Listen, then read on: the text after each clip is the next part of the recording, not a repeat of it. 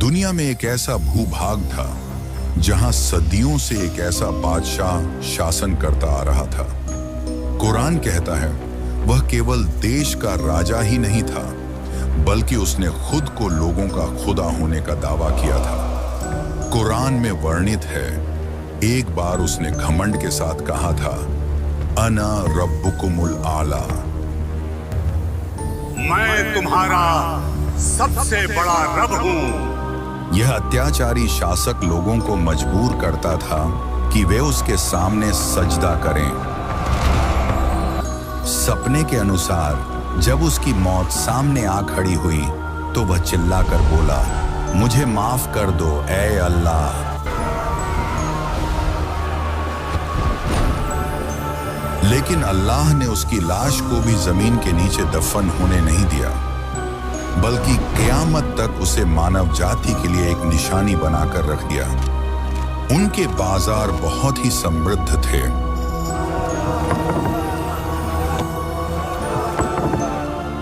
और उनके पत्थरों से निर्मित आकाशचुंबी भवन और महल उनके घमंड की प्रमुख निशानियों में से थे।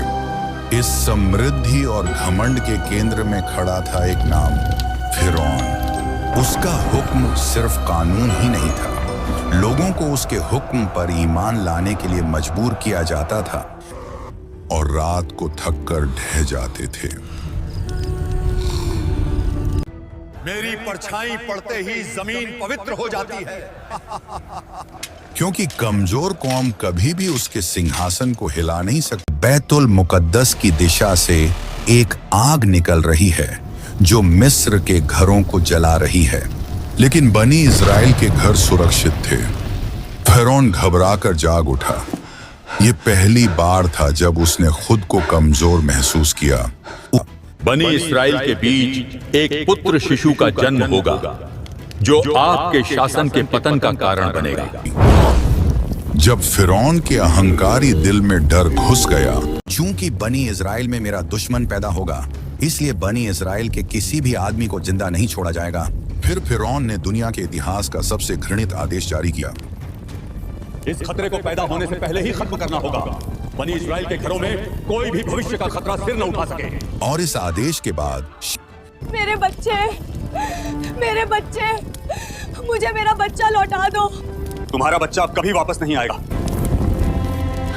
इसी जुल्म के एक अंधेरे दौर में मूसा अलैहिस्सलाम का जन्म हुआ। घबराई हुई मूसा की मां के सामने अचानक आसमान से फरिश्ता जिब्रील नाजिल हुए और बोले, उसे दूध पिलाओ।